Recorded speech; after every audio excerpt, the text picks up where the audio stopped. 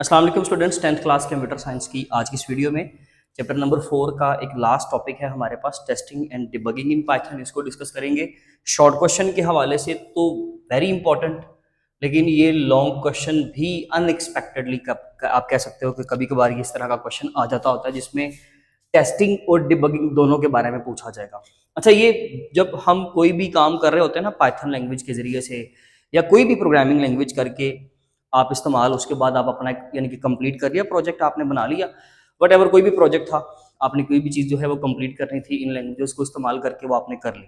अब final stage ये होती है कि आप उसको कंप्लीट करने के बाद अब आपने वो अपना सारा कोड और जो चीज़ें आपने क्रिएट की हैं वेबसाइट के अंदर या किसी भी प्रोजेक्ट के अंदर, आपने जो काम कंप्लीट किया है अब आपने उसको टेस्ट करना है। यानी कि लोग वेबसाइट भी बनाते हैं, डाटा साइंस का काम करते हैं जनरली बहुत सारे फंक्शंस को इस्तेमाल किया जाता है अपने पेजेस के अंदर, अपनी वेबसाइट्स के अंदर, अपने सॉफ्टवेयर्स के अंदर, अपनी एप्लीकेशंस के अंदर। तो वहाँ पर हमने इस कोड को जिसको इस्तेमाल करके हमने वो चीज़ बनाई है ना, हमने वो तमाम चीज़ों को टेस्ट करना है कि क्या जो चीज़ें हमने इस कोड को इस्तेमाल करके बनाई हैं वो सही भी है या नहीं। ठीक है जी, तो उसको हम लोग जो है वो टेस्टिंग में कवर करते हैं सबसे पहले। फिर जो हमने गलतियां की होती हैं हम उन गलतियों को भी चेक करते हैं, क्योंकि obviously it is a part of your code, part of your software project. किसी भी प्रोजेक्ट के अंदर समझ लीजिएगा कि ये उसका हिस्सा है कि गलती डेफिनेटली वहां पर कोई ना कोई हो जाती है, डेवलपर से, प्रोग्रामर से, बनाने वाले से, उसके क्रिएटर से। तो वो हमने गलतियों को ढूंढना है, वो डिबगिंग प्रोसेस में ढूंढेंगे। पहले टेस्टिंग की बात करते हैं। तो testing is the process of running your code with various inputs to check if it behaves as expected. अब इसका मतलब क्या है? लेट्स से जी आपने एक सिस्टम क्रिएट किया, आपने एक छोटा सा फील्ड बना रहा हूं बस, आप समझ लीजिए कि बहुत बड़े सॉफ्टवेयर का एक छोटा सा मॉड्यूल हम लेते हैं इस मॉड्यूल का काम क्या है कि ये जो है 50 से 100 के दरमियान नंबर्स की इनपुट लेता है किसी भी पर्पस की वजह से। अब वो बात की बात है, लेकिन ये 50 से लेके 100 तक के नंबर अपने अंदर गेट करता है, इसके अलावा किसी नंबर को एक्सेप्ट नहीं करता। और मिसाल के तौर अब मैंने टेस्टिंग करनी है तो मैं टेस्टिंग में पहले तो 60 लेट से देता हूं इसको, तो वो 60 ऑब्वियसली वो एक्सपेक्ट करेगा, मतलब वो क्योंकि वो उसको एक्सपेक्ट कर रहा है कि नंबर 50 से 100 के दरमियान होगा, वो उसको एक्सेप्ट कर लेगा, कहेगा ओके। देन अगर मैंने लेट से इसमें मैंने 89 पुट कर दिया, वो भी ओके।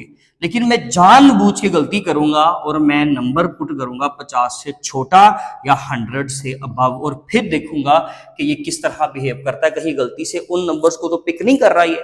तो ये बेसिकली टेस्टिंग का तरीकाकार होता है कि आप जानबूझ के छेड़खानी करते हो सिस्टम के साथ। मिसाल के तौर पे आपने एक वेबसाइट बनाई उसमें कोई भी बंदा जो है वो अपना ओरिजिनल ईमेल जो है वो अकाउंट यूज करके लॉगिन कर सकता है। यानी कि पहले अपना अकाउंट क्रिएट करेगा, देन वो लॉगिन कर सकता है अपने ओरिजिनल ईमेल से, जो वाकई में गूगल से या किसी भी अच्छी फॉर्म के साथ उसका रजिस्टर्ड अकाउंट हो। अब मैंने क्या किया, मैं जानबूझ के आपकी वेबसाइट पे आता हूँ, ठीक है, नेगेटिव इंटेंशंस के साथ, और मैं कोई भी ईमेल गलत लगा देता हूँ और आपका सिस्टम मुझे एक्सेप्ट कर लेता है। तो इसका मतलब यह है कि गलती मेरी नहीं हुई, वहां पे गलती आपकी तरफ से हुई कि आपका सिस्टम इतना वीक है कि वो क्या कर रहा है कि एक रॉन्ग इनपुट को भी एक्सेप्ट कर रहा है। ठीक है, पहले पहले टिकटॉक में ऐसा था, बहुत सारी एप्लीकेशंस में स्टार्टिंग में ऐसा होता है कि वो कोई भी ईमेल जो है वहां पर रैंडम भी लगाओगे ना तो वो कहेगा ओके, लेकिन बाद में फिर आपको प्रॉपरली उसको साइन इन करने के लिए, लॉगिन करने के लिए प्रॉपर जो है वो आपको टूल्स या प्रॉपर आपको ईमेल्स या जो भी आपके अकाउंट क्रेडेंशियल्स होते हैं वो चाहिए होते हैं। तो ये बेसिकली तरीका होता है कि हम जानबूझ के सही और गलत इनपुट देकर चेक करते हैं running your code with various inputs. ये मैंने इनपुट्स दी हैं बहुत सारी, to check if it behaves as expected, ये देखने के लिए कि जैसे मैं एक्सपेक्ट कर रहा हूं क्या ये वैसे काम कर रहा है या नहीं कर रहा। टाइप्स ऑफ टेस्टिंग में unit testing, integration testing, functional testing and regression testing. देखें जी, डेफिनेशन तो होगी आपकी यहां तक, बस शॉर्ट में ये डेफिनेशन काफी है। अगर आपको टेस्टिंग की डेफिनेशन है साथ में आपने उसकी टेस्टिंग की टाइप्स लिख देनी है, वो ना भी पूछे तो आपने शॉर्ट क्वेश्चन में ये चीज लिख देनी है, ठीक है जी। इसके अलावा टाइप्स ऑफ टेस्टिंग है क्या? यूनिट टेस्टिंग क्या होता है? यूनिट का मतलब ही होता है किसी एक अकेली चीज को चेक करना, इंडिविजुअल मॉड्यूल को चेक करना।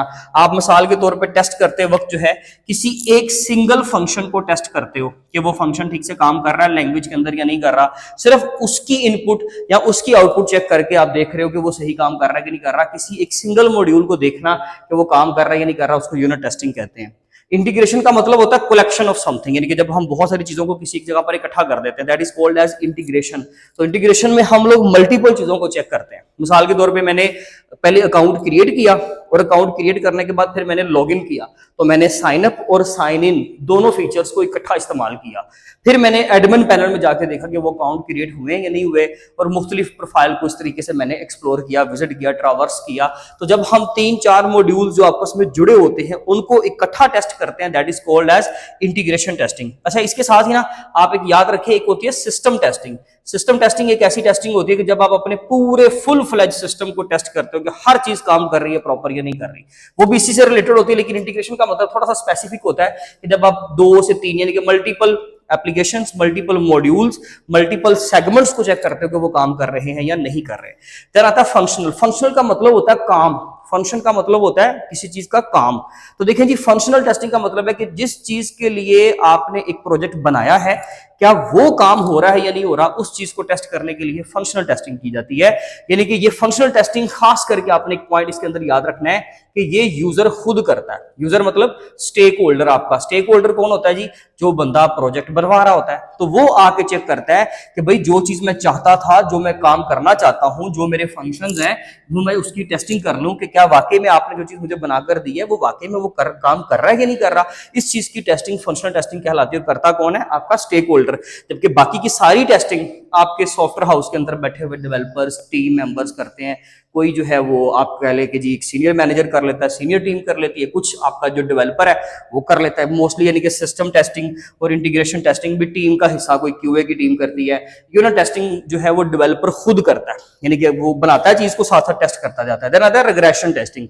रिग्रेशन में होता ये है, रिग्रेशन का मतलब ही होता है कि जब हम लोग इंटरकनेक्टेड वेरिएबल्स को पढ़ते हैं, इंटरकनेक्टेड क्वांटिटीज को पढ़ते हैं, इंटरकनेक्टेड टर्म्स को पढ़ते हैं, कि जब मुख्तलिफ चीजें जो है ना जो आपस में जुड़ी हुई हैं। जुड़ी से क्या मुराद है कि जी एक चीज दूसरी पे डिपेंडेंट है। इस चीज को टेस्ट करने के लिए हम रिग्रेशन टेस्टिंग इस्तेमाल करते हैं। मिसाल के तौर पर मैंने एक काम किया तो उसकी वजह से दूसरे पे क्या इफेक्ट आया, इस टेस्टिंग को रिग्रेशन टेस्टिंग कहते हैं। यानी कि लेट्स से मैं अगर अकाउंट क्रिएट करता हूं, उसके बाद मैं जब लॉगिन करता हूं तो लॉगिन के पेज में कोई ऐसी गलती होगी कि अकाउंट क्रिएट वाला भी खराब हो गया, तो ये बेसिकली रिग्रेशन टेस्टिंग में चेक किया जाता है कि आपके किसी एक काम में आप एडिशन करते हो तो पिछला काम खराब तो नहीं हो गया, उसमें कुछ गड़बड़ तो नहीं आ गई।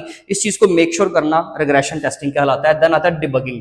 डिबगिंग का प्रोसेस ये कहता है कि आप गलती देखें, चेक करें, और ये रूट कॉज बताएगा, वजह बताएगा कि गलती थी क्या। यानी कि सिर्फ गलती को फाइंड आउट नहीं करवाएगा बल्कि सोल्व करवाने में हेल्प करेगा।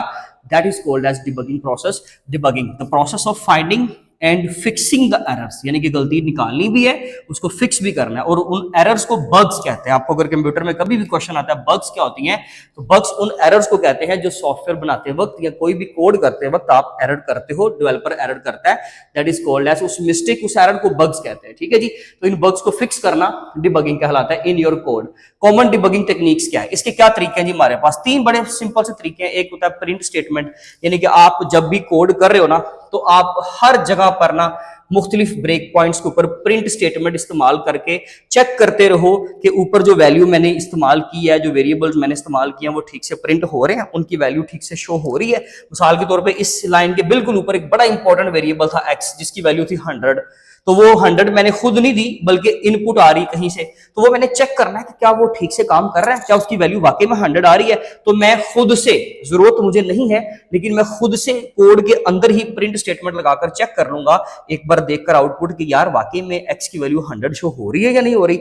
इसके लिए हम प्रिंट स्टेटमेंट इस्तेमाल करते हैं, यानी कि जो अबव कोड होता है ना, ऊपर वाला जो कोड होता है, आप उसको मेक श्योर कर लेते हो कि सारा कुछ ठीक है। फिर आता है डिबगिंग टूल्स। देखिए जी, डिबगिंग टूल्स होते हैं ना, ये आपके जो आप IDE इस्तेमाल करते हो ना उसके अंदर बाय डिफॉल्ट मिलते हैं। आपने पूरे पाइथन चैप्टर नंबर 4 में क्या पढ़ा है? आपने पढ़ा जी हमारे पास IDE है, लेट्स से पाइचार्म। तो पाइचार्म के अंदर ये बिल्ट इन टूल है, कौन सा? Debugging tool. उसमें हम लोग उसको बोलते हैं PDB, पाइथन डिबगर। ठीक है, पाइथन P से और डिबगर। ये बेसिकली एक ऐसा हमारे पास टूल है कि जिसको खुद हम एक्टिव करके ना चला सकते हैं पाइथन के अंदर कोड को चेक करने के लिए कि सारे वेरिएबल्स ठीक हैं, सारे सेगमेंट ठीक से काम कर रहे हैं, आपका कोड ठीक से काम कर रहा है, तब हम इस PDB डिबगर को इस्तेमाल कर सकते हैं। ये बिल्ट इन पार्ट है किसका? आपके पाइचार्म में किसी भी IDE के अंदर। वैसे IDE का एक अपना डिबगर होता है जो इससे तकरीबन 10 गुना ज्यादा तेजी के साथ काम करता है और बेहतरी के साथ काम करता है। ये जो PDB है ना, ये भी ऑटोमेटिकली आपको बाय डिफॉल्ट मिल जाता है। लेकिन ये वो डिबगर नहीं है जो मैंने आपको स्टार्टिंग पे बताया था कि आईडी के 3 हिस्से होते हैं, एक टेक्स्ट एडिटर, एक कंपाइलर और एक आपका डिबगर। जो उसका अपना एक्चुअल डिबगर है ना, वो इससे कई ज्यादा पावरफुल होता है, लेकिन फिर भी एक किसी हद तक ये डिबगिंग टूल हम इस्तेमाल कर सकते हैं। ये आपके कोड को ना, हर कोड के सेगमेंट को अलग अलग चेक करवाता है। मिसाल के तौर पे आपने अगर 10 लाइंस लिखी हुई है ना, तो इसने हर लाइन को अलग से चेक करना है। अगर कोई गलती है, कोई गड़बड़ है, तो आपको बताना है, वरना आपको नेक्स्ट पे ले जाना है। तो वो वॉक थ्रू करता है हर स्टेप के दरमियान, ठीक है जी। देन आता है एरर मैसेज। जब ये फाइनल एक अच्छा तरीका होता है कि अगर लेट्स से कोई एरर आ रही है, आपसे कंट्रोल नहीं हुई, तो फिर आप क्या करें, जब उसको आप एग्जीक्यूट करवाते हो, अपने कोड को रन करवाते हो, तो फिर आपको अगर उसमें एरर हो तो कंपाइलर या इंटरप्रेटर या असेंबलर, जो भी आप ट्रांसलेटर इस्तेमाल करते हो कोई भी लैंग्वेज के अंदर, तो वो आपको क्या करते हैं, बिल्कुल नीचे कहीं आपको एरर मैसेज शो करवा देते हैं। जैसे मैंने आपको प्रैक्टिकली कुछ चीजें करवाई भी, उसमें एक आध बार एरर आई भी थी, तो वो एरर शो करवा देता है कि नीचे मैसेज आ जाता है। उस मैसेज में तकरीबन किसी हद तक हिंट दे दिया जाता है कि आपकी फाइल के अंदर किस जगह पर एरर आ रही है और किस कैटेगरी का एरर है, आपको अंदाजा हो जाता है। फिर आप उस एरर को रिमूव कर लेते हैं। यानी कि ये एक फाइनल तरीका होता है कि ये भी डिबगिंग का ही एक मेथड है, यानी कि एरर दिखा देना, ये पाइचाम या उस आईडीई की टेक्निक है, ताकि आप उस एरर को समझ सको और उसको बाद में रिमूव कर सकें। देखिए जी, डिबगिंग अलग से शॉर्ट क्वेश्चन, उसकी टेक्निक्स के नाम अलग से शॉर्ट क्वेश्चन, इनमें से डिबगिंग टूल्स अलग से भी आ सकता है। बाकी दोनों कुछ अलग से शॉर्ट क्वेश्चन इतने इंपॉर्टेंट नहीं है। डिबगिंग और टेस्टिंग के दरमियान में डिफरेंस आ सकता है, ठीक है जी। ओवरऑल मैंने आपको बोला कि ये आप लॉन्ग क्वेश्चन के तौर पे देख लीजिएगा एक बार, लेकिन आपने जब ये सारे शॉर्ट करना है तो ऑब्वियसली ये हो जाना है। इसका स्क्रीनशॉट ले ले। इंशाल्लाह मिलेंगे अपनी इस चैप्टर की एक्सरसाइज की वीडियो में, तब तक अपना ख्याल रखें। Thank you so much. अल्लाह हाफिज़।